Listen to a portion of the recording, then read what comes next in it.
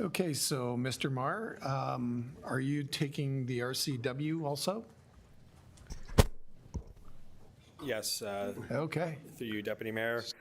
So the next recreation, culture, and wellness is a major player in this as well. But they work very closely with Public Works to do this, the next set of capital projects, and it's for park facilities. So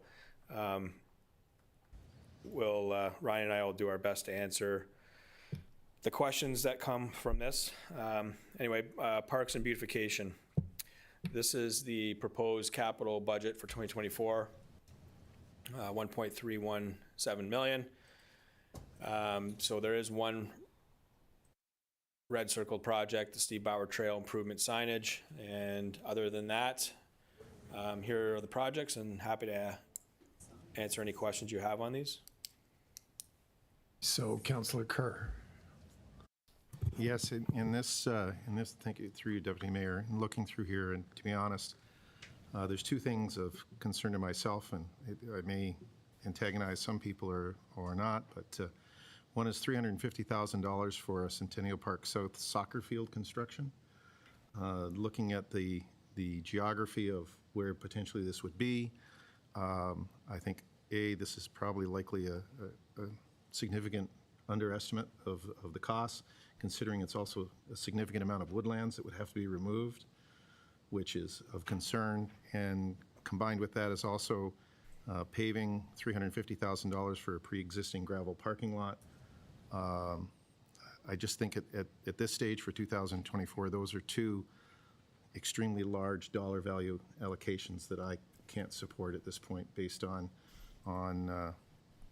I guess the constituents I've talked to, but also looking at the complications that may arise from undertaking them. Yes, thank you for those comments. Councillor Olson. Yes, thank you, Mr. Mayor. Considering that the money for the soccer field comes from the Parkland dedication, I think we've got quite a balance there. I'd be in favor of that. I'm not in favor of the pavement or the signage. I think we've got to live with these things and post-filling a few things. Just we got lots of money in here for signage and all kinds of things, so I wouldn't be interested in that going forward. But I don't think the parking lot is. I'm not convinced that's needed. Councillor Hildebrand. To you, Deputy Mayor. I'm in agreement with the parking lot for sure. I don't think we want to spend $350,000 on paving the parking lot at this point either. With regards to the soccer field, the question I have here is, when you view other larger communities, what they do is they have sports fields, not soccer fields. That means they're baseball diamonds, they're soccer fields, they're a combination of all kinds of different things. And that's one thing I'd like individuals to look at before we're talking about spending $350,000 in a treed area. I agree with Council Kerr. I don't think that budget that is established there is anywhere close to what it's going to cost to put in that soccer field. It's a wooded area, and I'm not even sure how significant that wooded area is. So I think that budget needs a definite, more significant look at it before I'm going to approve that budget for that area. But I would like to say that there's other soccer field areas, and we've talked to the soccer club about using other facilities, but the old arena soccer field for the 5x5, you know, we said parking wasn't available, but now that there's no parking there, we said parking is fine for the paddle club around the neighborhood. So it just seems to be some differences in standards that we've established, in my view. Thank you.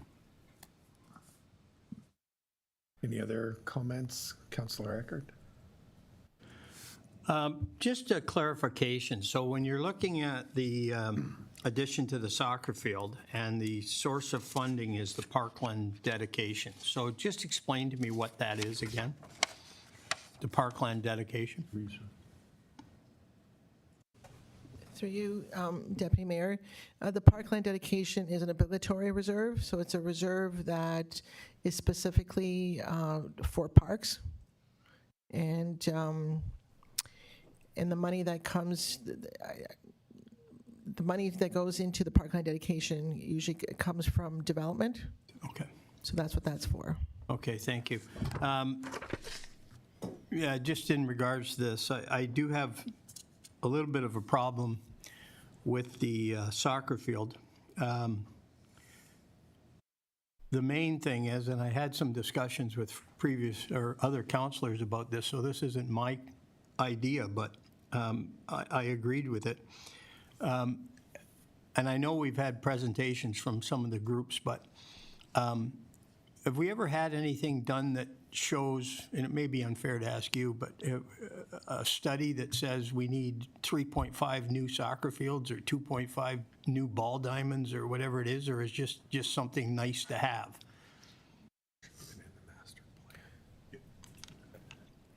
Yes,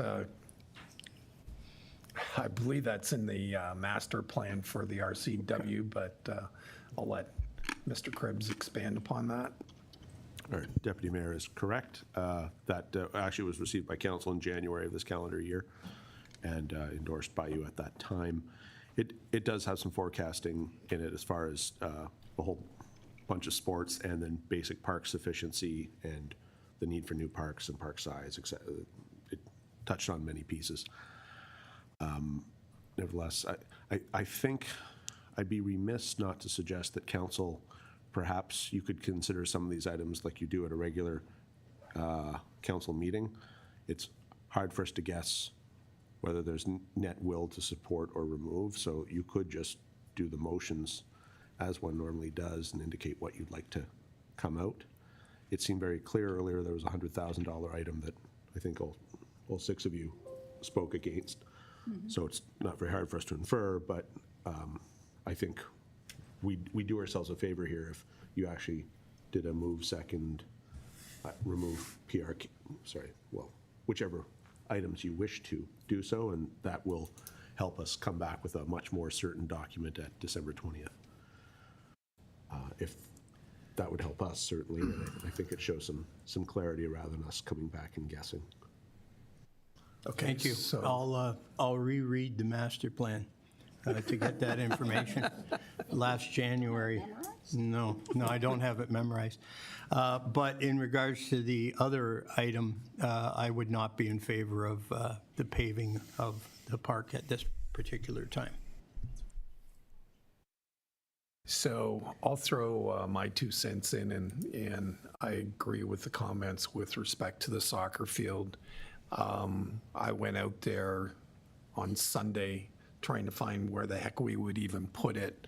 And then all of a sudden now I hear that, well, we've got to take down a bunch of trees and our friends at Bath won't be too happy about that. Surely to goodness, we've got to have some other space in town that we could put in a soccer field. And probably closer to that 350 mark than what this is going to cost. You know, yeah, we've got the money there in parkland dedication, which is great, but I don't think doing a large swath of trees in an area that will pretty much butt very close to the Jerry Burkout Trail, where it's nicely treed and everything, and we're going to create another soccer field. We've got to have other areas in town that we can look at a soccer field. So I would suggest that we defer this to 2025 and not consider it at Centennial. I also agree on the removal of the paving in Centennial Park. $350,000 is a big chunk. So we're hearing similar themes on both these items. So I'm going to suggest that we circle back to the LED project, and I'd like someone to make a motion to remove that 100,000. So Councillor Eckert and Councillor Olson, seconder. LED. Yes, okay. Yes. Go back to that. Yeah. So all those in favor? The LED. You lost me at what we're. Okay, so we've got items on the table that we want to pull out. Yes. Okay, the first one was the LED. Okay, so that's what we're discussing right now. That's right. Okay, thank you. So All those in favor of removing that? Okay, so that's carried. And then the Centennial Park soccer field, Councillor Olson, to remove it for this year and look at deferring it for another year at a different park. And Councillor Kerr is a seconder. So all those in favor? So that also carries. And then the paving of the parking lot. Councillor Kerr, Councillor Niznik, all those in favor of removing that? And that's so carries.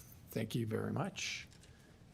Was there, I believe those were the items that we, yes, Are we still on the capital projects for, for RCW, yes. I guess, and maybe it was Councillor Olson that brought up was, I don't quite understand what placeholder for accessibility for parks and recs entails. I guess I'm not sure what, it's $100,000 from dedication, but what is that? Through you, Mr. Deputy Mayor, so I'll defer this question to either Mr. Tiggert or Mr. Cook. Well, I can start if you like. Under the Accessibility for Ontario Disability Act, we have certain criteria to move towards creating public spaces accessible for all. So we are working through a number of ideas on projects that need to be implemented over the next few years. And although we haven't identified specific projects per se at this point, there are some things that will have to be done and some work that will have to be done on that in 2024. And then I would defer to Mr. Cook if you wanted to add to that. Through the deputy mayor, one of the projects that we were looking at doing with this particular placeholder was access to the Harold Black Park washroom from the. When you try to access the washroom from the parking lot, it is extremely difficult. There's no way to get a wheelchair safely up onto the pad below the shade structure, and access from around the back of the building goes through a stone parking lot. So part of this monies for this will hopefully pay for a bunch of concrete. There's also some earthworks due to grade. There's some grade problems in that around that facility, which might include like earthworks or a retaining wall just to be able to get a pathway safely to the bathroom. Did you want to add something?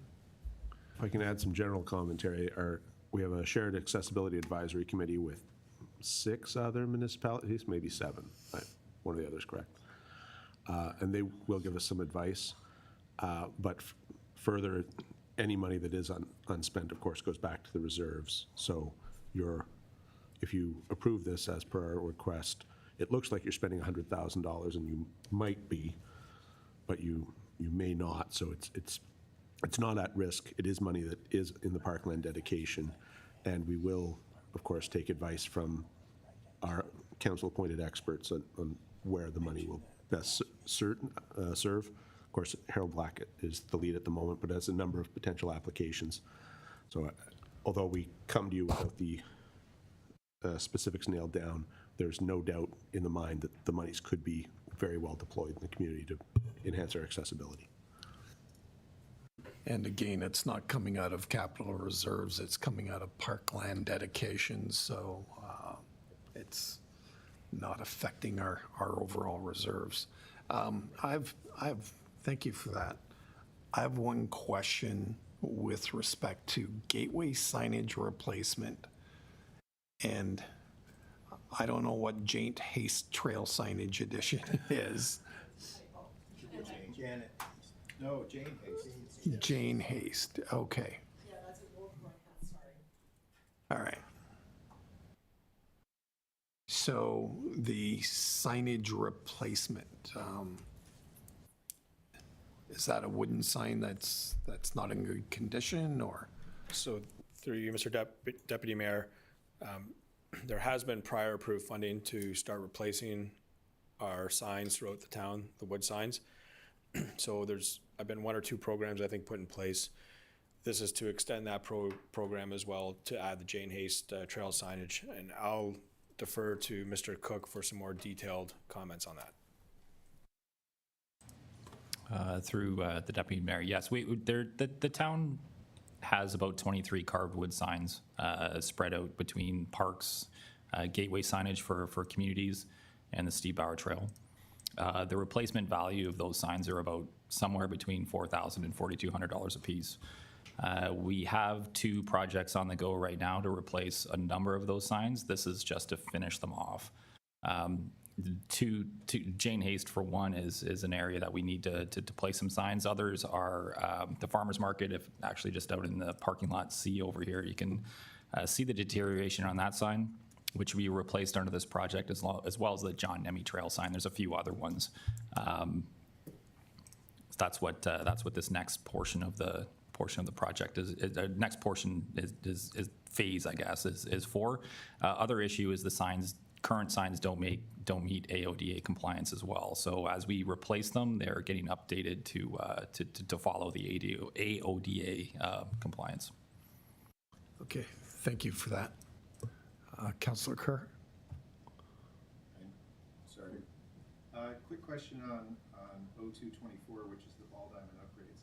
It's listed as grant federal, so a question I have, is this something that is dependent on getting the grant, or we're making the assumption that we are going to pay this, whether a federal grant is approved or not? I believe that should be red circled.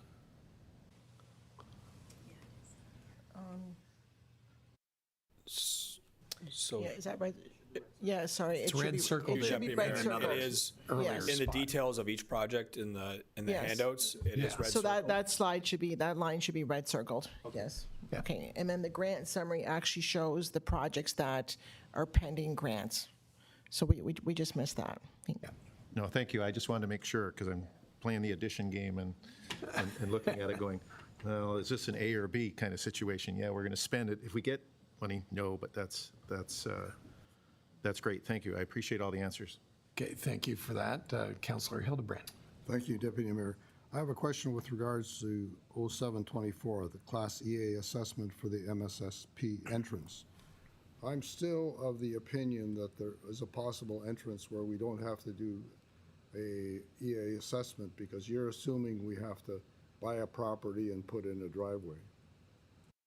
There are a couple buildings down from the intersection in Pelham and Highway 20. There's almost direct access if there was a curb cut out back into the access to go down there.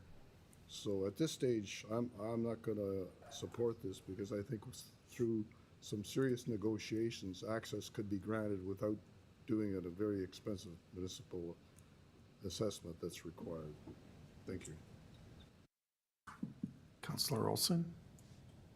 Yes, Deputy Mayor, I was going to raise the issue of 0724 from another aspect, but I'll support Councillor Hildebrand, because I don't think this is needed right now, and I don't really regard it as realistic, actually. So I would like to postpone this as well, because I don't think it's necessary at this time. Thank you. Any other councillors? I'm in support with both of them. I think we went through a lengthy discussion about potential land acquisitions, rethinking the entrance to Marlene Stewart Street Park, that before you do an EA, you have to be pretty well sure of exactly where you're going. And I don't think that has been completed. So I concur with the other councillors that this is something that can be deferred to the future. Any other councillors? Okay, so do we have a mover to, okay, Councillor Eckert? Yeah. To remove that item, and Councillor Hildebrand is a seconder. All those in favor? Okay, and that carries.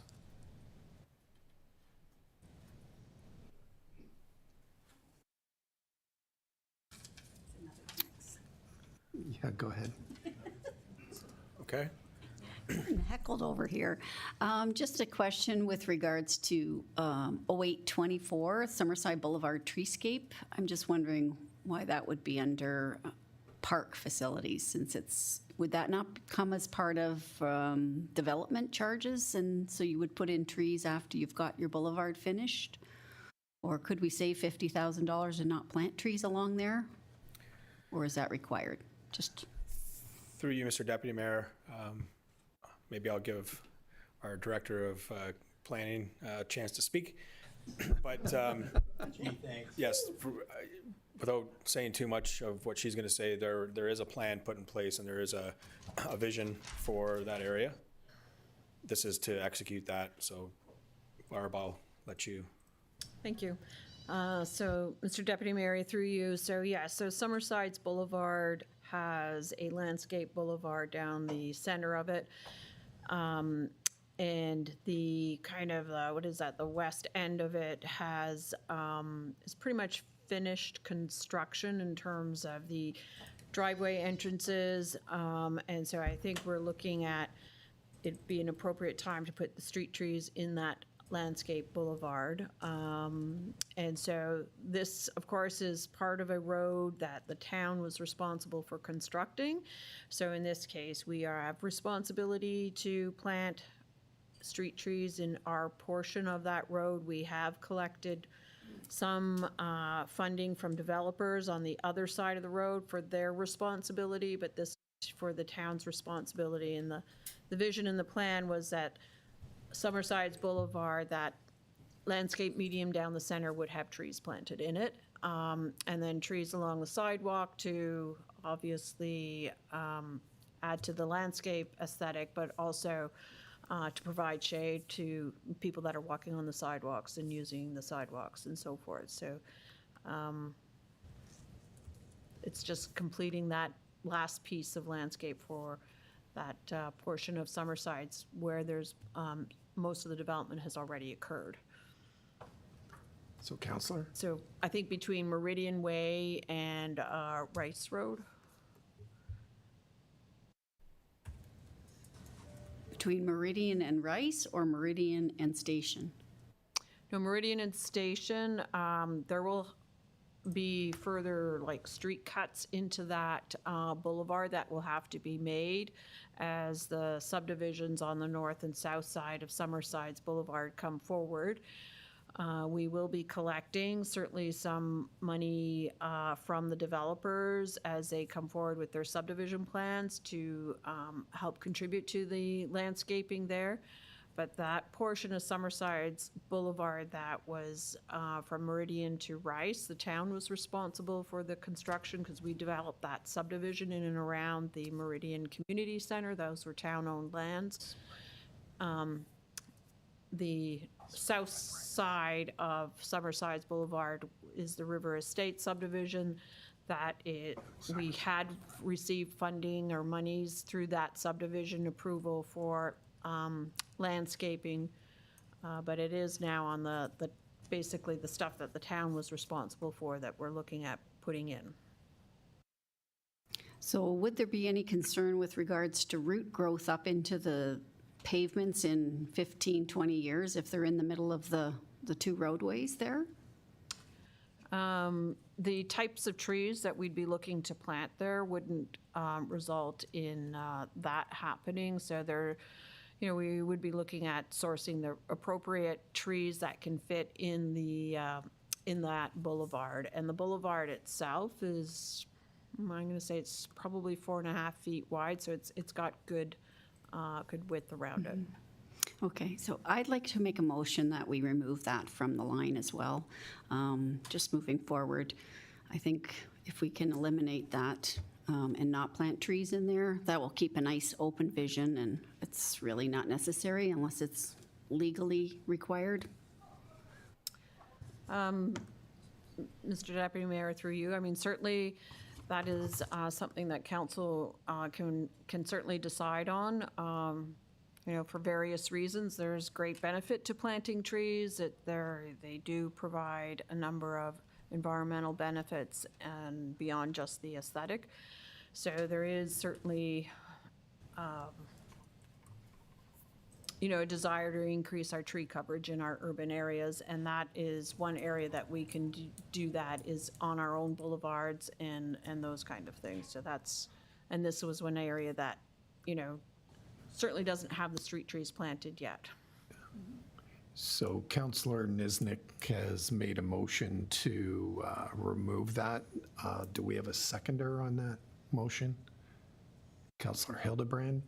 Through you, Mr. Mayor, I think this is another item we can defer till later. It's not something we have to do next year. So I'll throw this out there.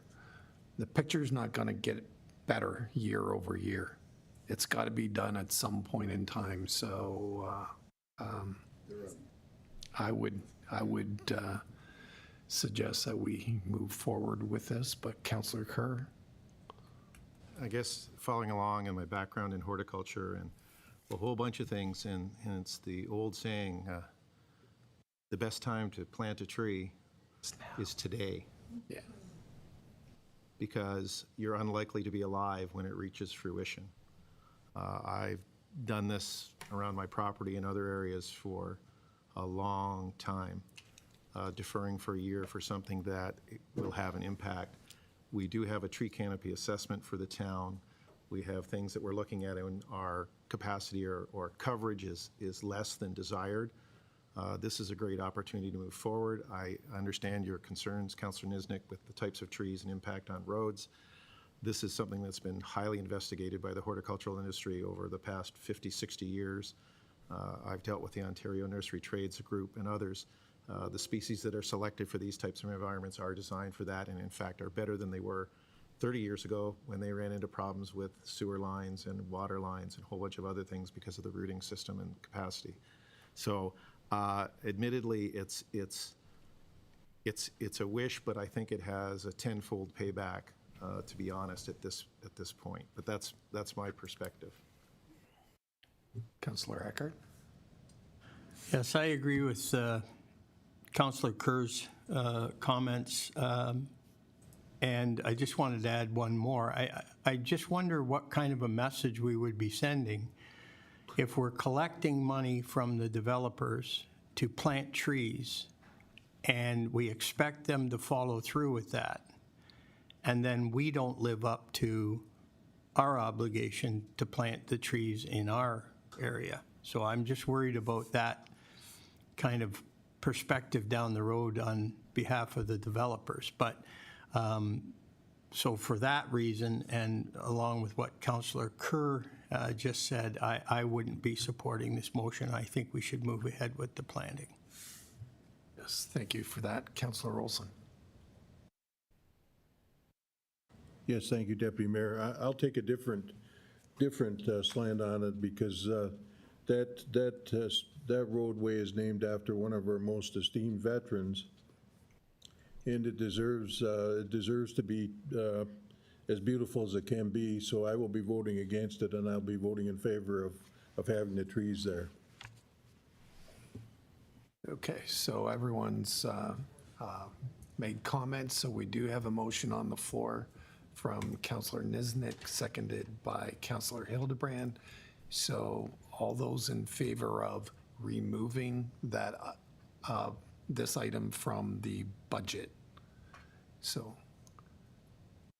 all those against? So carried. Or defeated, yes. Okay. Okay, Okay, are there any further questions with respect to the parklands? so I think we pretty well hit everyone, so. Okay. I turn this over.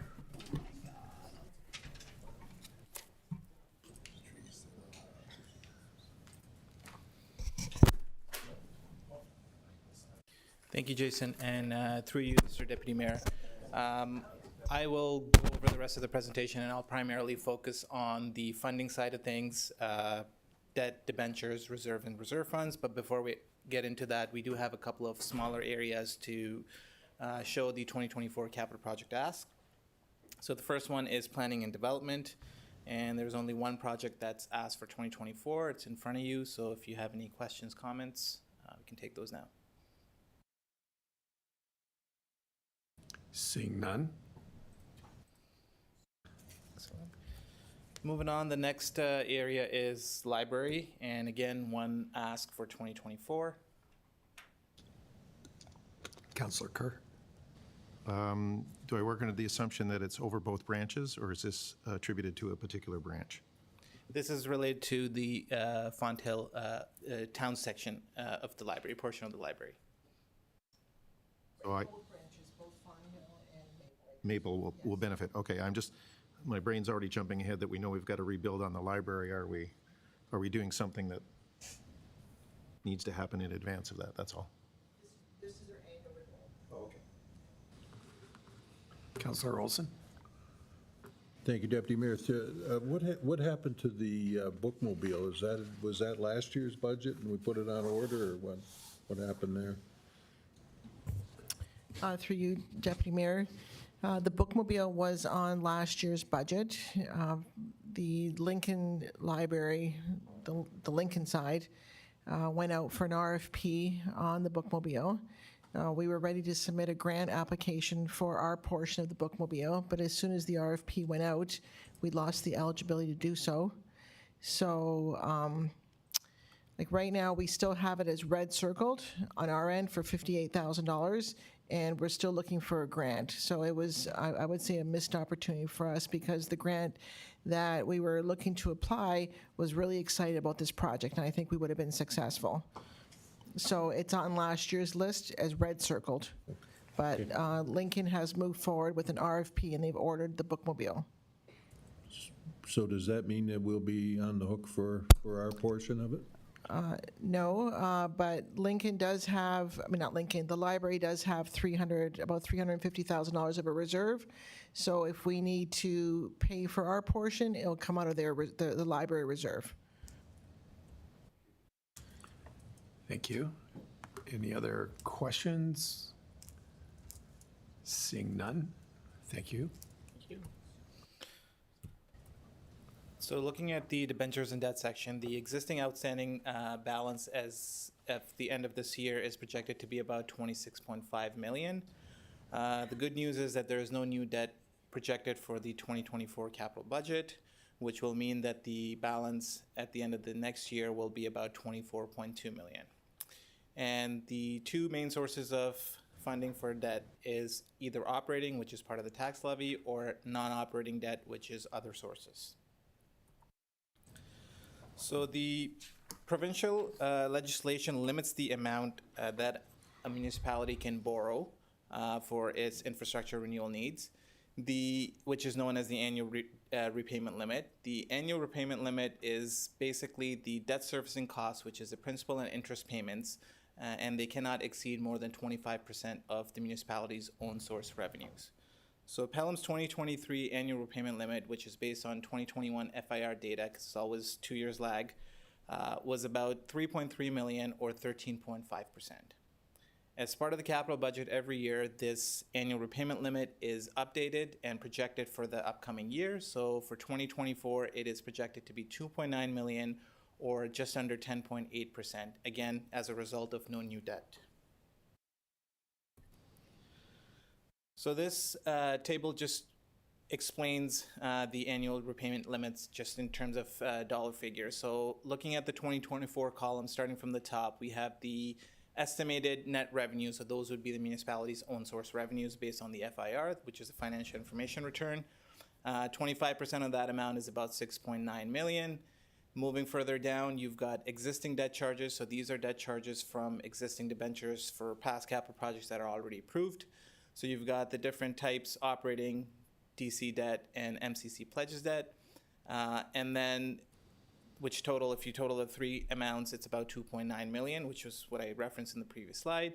So that gives you the estimated adjusted ARL of 3.9 million, which is towards the bottom of the page. So that essentially means that technically you have 3.9 million room available to take on additional debt until you reach the 25% limit. So the only point I want to caution here is just because there is a ability through legislation to go up to the 25% doesn't necessarily mean that the municipalities, especially smaller municipalities such as our size, are actually able to afford to go up to that provincial limit. So looking at the next 5 years, you can see that the ARL slowly starts to climb back up, and we're at above 16% starting in 2031. So this graph here is from the approved debt policy. This kind of visualizes some of the information that I had in the previous slide. So at the time that this policy was passed, the ultimate goal of the policy was to set the internal debt limit within the town to 10%, which is the case for many municipalities. As I mentioned, it's industry best practice. A lot of municipalities have their own internal limits, which are lower than the 25% that's allowed by the province. So at that time, the capital reserves were severely underfunded, and a lot of the projections showed that we would have to take out debt a lot sooner. And that is the reason why the policy was phased the way it is. So that's why it took almost 10 years or 15 years from the time the policy was implemented to get us down to the 10%. Now, over the past couple of years, we've made significant contributions to the reserves through increased operating budget contributions, as well as any year-end surpluses that have been allocated to the reserves, which has allowed us to avoid taking on debt as it was forecasted at that time. And as a result, you can see that we're already at around 10%. We're at 10.8% in 2024. So on this graph, the blue line represents the ARL and how it kind of moves over the next 10 years if you were to keep the existing debt that we've already taken without taking any additional debt.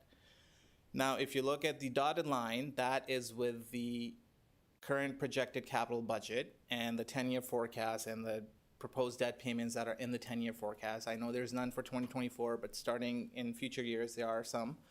So that's what the ARL would look like if you are to take on that debt that's currently in the forecast. And if you look at that crossing of that dotted line above the red line, in 2030, you're almost at the policy limit. And then starting in 2031, you're non-compliant with the existing policy. So again, I just want to mention the policy was written at a time when our outlook looked a little bit different. We've been able to get to a lot closer to 10% already. So we want to consider, as we're looking at the capital requests and the future potential debt, to see is it prudent to go up to 15 and then try to bring it back down? Because like I said, the ultimate goal of the policy was to get us to 10%.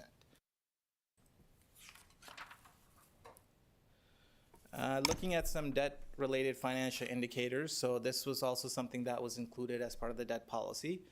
There's various indicators that look at the financial health from a debt perspective. I won't go into detail for all of them, as most of them are in the green for the town. The one that I do want to focus on is the debt servicing cost as a percentage of own source revenue. So that essentially measures the town's ability to service its debt payments, i.e. principal and interest. A higher number indicates that debt servicing cost is consuming a higher part of your operating budget, which will then mean you would have less money available for other service delivery items. So if you look at the first column, the town is one of the only municipalities, one of two, within the region to be in the high-risk category, which is anything above 10%. Most of our neighboring municipalities and comparators are either within the low-risk category or the moderate-risk category. And this table just shows the same indicators, but just from the town's perspective and the progress that we've made over the last few years. So you can see, again, most are in green or yellow, and we are making good progress in the right direction. However, I would like to point out the one that's still in the red is the same one, the debt servicing cost as a percentage of our own source revenue. Even though we've made improvements because we haven't taken on any additional debt in the last couple of years, we're still in the high-risk category. So I think that's all I have for the debt part of the presentation. I don't know if there's any questions, if you want to take a moment, or if I should keep. So Councillor Olson. Thank you, Deputy Mayor. The chart with the forecast on, if you please. Some of that chart right there. Now that chart, to me, indicates the wisdom of council in adopting these policies. And I say that knowing that I was not on the council at the time. I came after this, but this was a wise move on the part of the members of council and the staff to arrive at this. Now, you look at year 2024, which will, we'll probably be below the line there again, and that will carry forward. And any savings that we got from today's discussions will come on here, I assume. Then you come to year 2027, which has the greatest amplitude of, and that's going to be the start of going up the line. How can we postpone that point there? Is there measures that we can take there, like postponement or elimination of items to get that, move that over to the right a little bit more? So through you, Mr. Deputy Mayor, I mean, this is, as I mentioned earlier, we're going to be looking at the 10-year capital plan and really focus on, what projects can happen when, and how are they going to be funded. So this year's operating budget is in the black. As we mentioned in Q3 at a council meeting, a few council meetings ago, the interest revenue is higher than budgeted. The supplemental revenues, we just received another $100,000 of supplemental revenues.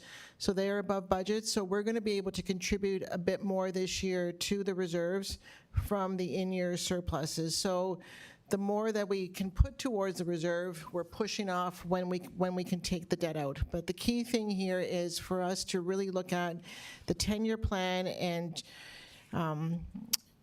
focus on which projects really need to take out debt. So at the December 6th council meeting, there's a report that's going to council that reviews the debt policy, and so we will be talking a bit more about the actual policy and what we want to do in the future. I am really, really excited that we're able to be at 10.8% for 2024. That to me is, I'm just ecstatic, because when we did this, the policy in 2019, and we sat down and tried to phase in when we can bring it down to 10%, this was a conservative effort based on the information that we had on the projects that we were facing. Don't forget, we've got a lot of grants that we received. So when we receive the grants and the in-year surpluses are what helps us to push off that debt, because it's money that we're using that's coming from somewhere else, and we don't have to now take out money. So the grants have really helped us, and the in-year surpluses have helped us as well. And so, but as the treasurer, and for someone who, has been here 6.5 years, when I saw the ARL was going towards the 20% when I started here, to see it now at 10% gives me that comfort level that, it's something that the town can manage. And I don't want to see it going to 15% or 16%, because there's already enough challenges facing the town with the pressures that we have, the inflationary pressures, that it's something that we can't sustain. So we need to celebrate the 10.8% that we're there for 2024, but we also need to stay at that level and not creep up to where that line is. So we're going to be revisiting the debt policy in more detail next year after the asset management plan is completed for the non-core assets, and then revise that line, the red line, the way it's being phased in. So that would be 4 years after the policy was established. So I think it's a good time for us to look at that and to reestablish that line. But I think Pelham should celebrate where we are right now, and how, I guess I don't know what the word is, diligent, or how we've just been very careful with the capital projects and how we've spent our money in the last 4 or 5 years to make sure that we don't take the debt out. So I think that's been really, really important, and council has been very supportive of that strategy. And we also heard from the audit committee. I know that the audit committee wanted us to make sure that we share with council that they want us to continue to build the reserves. I know the question was asked, and we'll bring forward the operating budget on December 13th. why are we increasing funds to the reserves? But that is a key strategy for us to help avoid taking debt out. So if we keep increasing that a little bit at a time, I think the amount that we're looking for in 2024 is 1.9% of a tax levy, about 340,000. It's not a lot, when you look at the reserve section that Usama is going to talk about next, but it helps. We're moving in the right direction, that we keep adding a little bit every year. The municipalities that don't do that, they're the ones that are falling behind. So I would rather put money into the reserves and build that base than us to have to put money into paying principal and interest payments in perpetuity. So I think what we're doing is definitely the right strategy, and the proof is in the pudding with where we are in 2024 at 10.8. I mean, that is phenomenal. Thank you for those comments. Do you have one more question then? Yes, I do, yes. Okay. Thank you. Yes, sorry, Deputy Mayor, it's a comment. It's more of a comment, Okay. and like my first one was a comment, and except for the part about 2027. But the comment, I'm greatly influenced by this graph. To me, it encapsulates everything. That's why it's very important that we get the predictions very accurate in the future going forward, because we're looking at 2027, and maybe 2027 is not going to look like that, because that's when the graph starts to go up, and perhaps that's. But I'm fully in favor of getting that into greater detail. But you're right, it is a terrific improvement and a good story. The one other thing is the fixed asset consumption rate. That's influenced very by the MCC being a new asset the way it is. But it also conceals a bunch of other things, I think, in terms of assets that are under, I mean, that's something we got to renew our assets, and that's one of the places. Thank you, Deputy Mayor. I'll turn off now. Councillor Eckert? Just a quick question. The forecasted expenditures in the dotted line that goes up, I don't believe that includes possible grants that would reduce that, or does it? Okay, so that dotted line could come down just based on grants that we get for things along the way. So it does include the standard grants, the OSIF grant, and the community, the gas tax. It includes that, net of that, but anything else that's new that we're applying on an ongoing basis does not include that. Thank you. So here's a great example. For example, Church Street this year, we applied for a grant at the region, and when we did the budget for 2023, it was supposed to be fully funded by our reserves. And I think, Jason, what was that project at, about, 2.5 or more? Was it 3 million? I think, the Church Street one. Through you, Mr. Deputy Mayor, about two and a half, just under 2.5. Yeah, 2.5 million, but then we received 642,000 from the region as a grant that we didn't, at the time, we didn't know we were going to get, and we applied for it after the budget was approved. So that 642,000 now has replenished the reserves, because I didn't have to draw from it. So yes, you're right, that does not include that. So, and I just have to say how how absolutely wonderful it is to have the grant person, just working and looking for grants that we would never have had time to do, and how successful we have been with those grants. Thank you for that shameless plug. No, I just wanted to show that I was paying attention at the Audit and Finance Committee meeting. Thank you, Deputy Mayor. So just, there's potential for a lot of debt being borrowed going forward. The longer we can put it off, the better. Right now, we're in a rising interest rate environment. The debt that we have right now that we're paying down, the interest rates on all those debts are very favorable. because they were for 10 or 20 or 25 years, each of them, and at a very low interest rate. If we have to go out and borrow today, the rates are going to be probably 5-6% or whatever. So the longer we can delay taking out debt, the better off we're going to be, because at some point in time, we're going to see rates go down again, speaking like a true banker. You know, we have to be mindful of when we take this debt out, and the longer we can delay, the better it is. Can I just add to that? Sorry, in talking with the area treasurers, the region is actually encouraging us, to delay, to say, if you don't really need the debt, hold off just for that very reason, because we need to wait till the interest rates are dropping. And so, yeah. Yeah, thank you for that. Any other questions regarding the debt? Seeing none? Thank Can you. proceed, Through you, Mr. Osama. Deputy Mayor. So the next part of the presentation will focus on reserve and reserve funds. So earlier in the presentation, you heard about the expenses side. So this is the flip side of how we fund those projects. So reserve and reserve funds obviously play an important part in funding our capital in some of the operating items.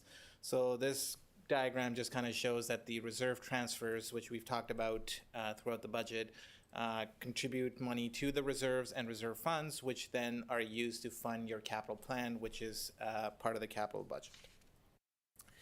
And we have three main types of reserves and reserve funds. So we've got the reserves, reserve funds, which could be either discretionary or obligatory. And there are some characteristics and examples of each. I don't want to go into too much detail. It's included here for your reference. So looking at the 10-year reserve forecast, again, the full 10-year forecast in the budget document is only shown here for 5 years. So this is all of our reserves and reserve funds that are non-obligatory, so essentially excluding the DC and the parkland dedication. If we look at the total balance, looking at the first column, December 31st ending balance in 2022 was about 13.1 million. And the projected balance, ending balance for this year, 2023, is about 1.9 million. So you would notice a significant drop in the projected ending balance. And the primary reason for that is the 2022 ending balance is from the financial statements, which is at a point in time, and it does not include the capital commitments, whereas the 2023 projected balance does include capital commitments.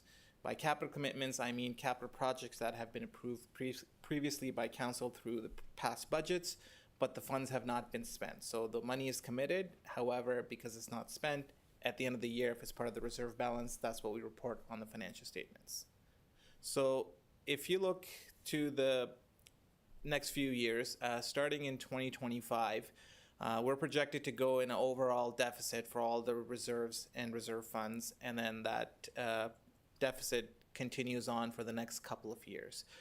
Again, I want to highlight that the actual picture at the end of the year will be quite different depending on the timing of when those existing commitments will be spent and other factors that may come into play. But this just kind of highlights the importance of continuing to increase those reserve fund contributions to continue to get us to those targets. Any questions here before I move on?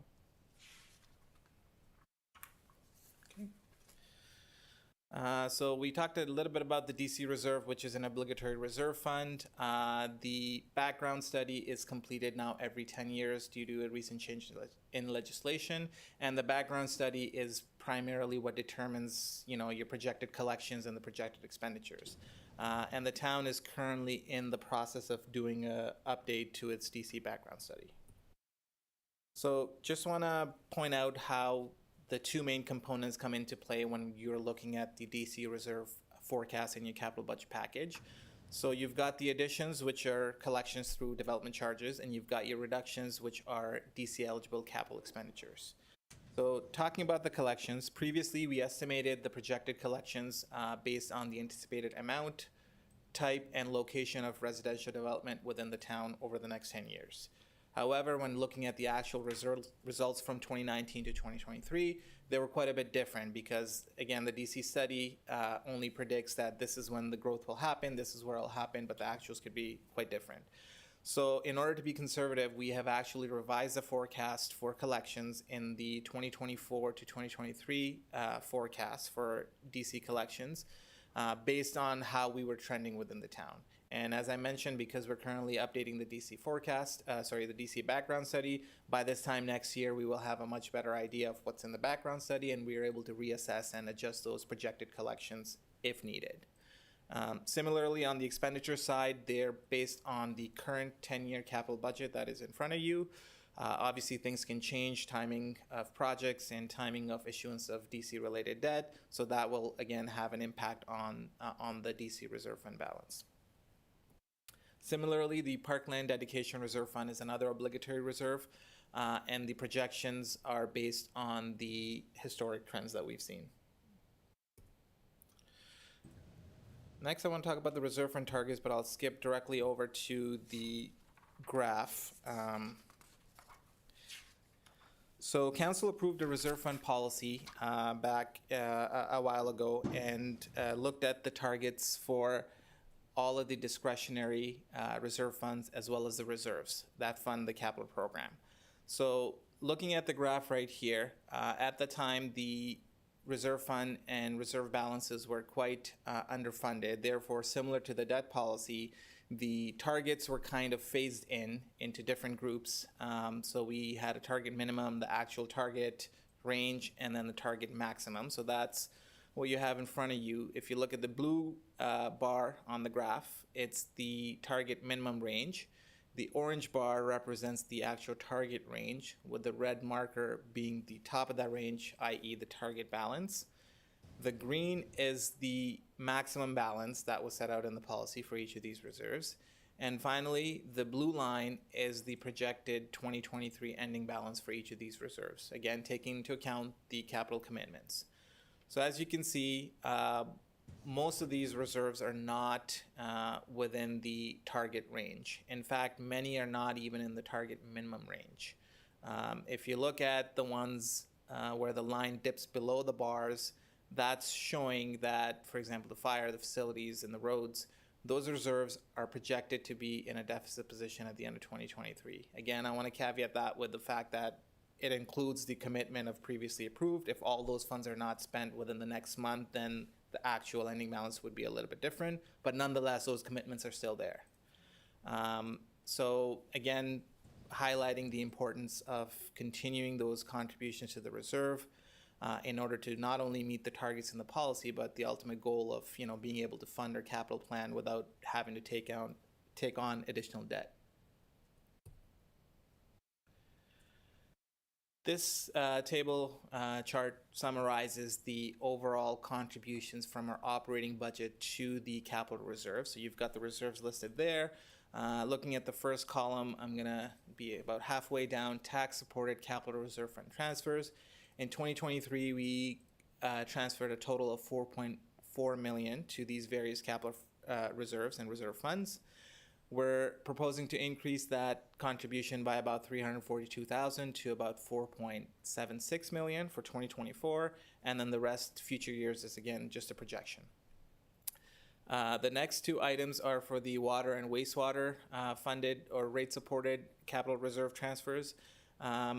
These amounts are not finalized because we haven't brought forward the water wastewater budget. We're currently finalizing the BMA long-range financial plan, which is also legislated to be completed every 5 years. So once we have that and once we bring forward the new water and wastewater budget in early 2024, these numbers will be revised. So finally, this last table here kind of summarizes what the tax levy impact would be in isolation, again, not looking at other things, to just fund your capital plan, whether it's funded from reserves or debt. So if, like Teresa mentioned earlier, if you look at 2024, we're not projecting to take out any more debt. We're projecting to increase the reserve contributions by $342,000, and that roughly equals a 1.9% impact on the tax levy. Looking to future years, starting in 2026, because we have some debt in the forecast, you can start to see the impact of those debt payments and the overall tax levy impact to fund your capital, both from reserves and debt, is about 3.1% in 2026 and goes all the way up to about 5.7% in 2028.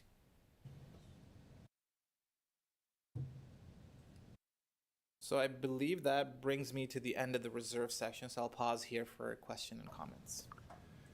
So council, any questions regarding our reserves? Councillor Olson. Yes, thank you, Deputy Mayor. Back to, it's 222 in our budget book, it's the reserve fund targets. Yep. Reserve targets. For example, we're severely under the plan under roadway maintenance. In a practical sense, if we were up to the reserve level, up in the top level there, would we change anything? I don't think so, because we've got a capacity in the town of what we can actually do. So if we were up to that level, and I'm not saying we shouldn't be up to the higher level, that for sure. But we really practically couldn't do anything anyway if we were there, if we had the money for it, because we got a capacity issue in the engineering department and other departments along the way. Am I right in thinking that? I'll ask the treasurer. Okay. Through you, Mr. Deputy Mayor. So yes and no. Our engineering department is a small department compared to some other municipalities of our size. So there is a certain amount of work that can be designed, put out for tender, and managed. Absolutely. So that would play into it. If that answers your question. Fantastic. And then the next question I would ask the treasurer was very firm on issues about not taking out any debt. Is there any possibility that we could get to zero transfers from the operating budget to back into the operating budget from our reserves? Is there any? I looked at it, and I think it was like $450,000 or something a transfer. It's 342,000. Yeah. So looking at that graph right in front of you, I think it speaks volumes to say that we are extremely underfunded. I know what you were saying, that, even if we had the $6 million for the roads, the staff couldn't handle it. I would have to partially disagree with that, because some of the projects, for instance, if you look at the Pelham Street project that we just finished, was about, $4 million. And we had the staff to do something like that. So some of these projects are very large. Foss Road in 2025 will be $5 million, and we're able to handle that. I think what this is showing us here is the risk of us not increasing our reserves, because we will have to take out debt after. So it's like you're not putting money in your savings account. Maybe you don't need it today, but this is telling you that you need it. And so, and also the audit committee definitely, like the 3 external members definitely said that, we do need to keep increasing the reserve transfers every year to build them up. The only one that's on target are cemeteries, and that's the smallest one there. And if you look at the road maintenance, you don't even see the green on there, because that just shows you that it's so off the chart where we should be. I think it's about $12 million that we should actually have in the roads reserve for the Public Works Department to do the work that they need to do to maintain the roads. So I would say no to that. Okay, Deputy Mayor, I'm not going to be a burden on the cemeteries myself, because I'm going to be in a garbage bag on Tuesday morning. So, no, I was just asking whether we would be able to, the no debt edict was a good one, and it worked. I'm just wondering if we can have some kind of an edict, the same kind of thing for the transfers. And you can see on the one forecast where the tax levy increase goes to 5.4% in 2027. That's the year I'm talking about more than anything. Yeah. And that's because of the debt. So that's because of taking out the debt of 537,000. Yeah. That's why. So if we can defer taking the debt out, then, I mean, we should be at approximately 2% of a tax levy contributing to the capital. That's what most municipalities are doing. It's about 2% to build up their reserves. Yep. Okay, thank you. Okay, any other counselor? Okay, thank you so much, Usama. Thank you. Yeah, so through you, Mr. Deputy Mayor, the recommendations that the committee receive the 2024 capital budget presentation by the treasurer, deputy treasurer, and director of public works for information, and that committee receive the 10-year capital forecast for information, and that committee recommend to council to approve the 2024 capital budget at their meeting scheduled for December 20th, 2023. So any discussion? Yes, Councilor Kerr? I assume what revisions that we... Correct, yes. Yeah. So, seeing no more discussion, could I have a mover? Councilor Olson and Councilor Niznik, a seconder. And all those in favor of the recommendations put forward? And that is so carried. Thank you so much, Usama. So looking at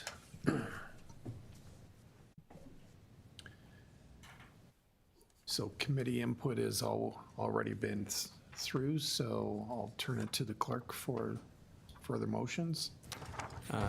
Thank you, Mr. Deputy Mayor. So with no other items on the agenda, if council doesn't have any other questions or items, we can entertain the motion to adjourn. Okay, so could we, or do Just need a movers? motion. Okay, Mover. so a mover on that, Councilor Hildebrand, Councilor Kerr, seconder. So all those in favor of adjournment? It is 4:13 and this meeting is adjourned. Thank you.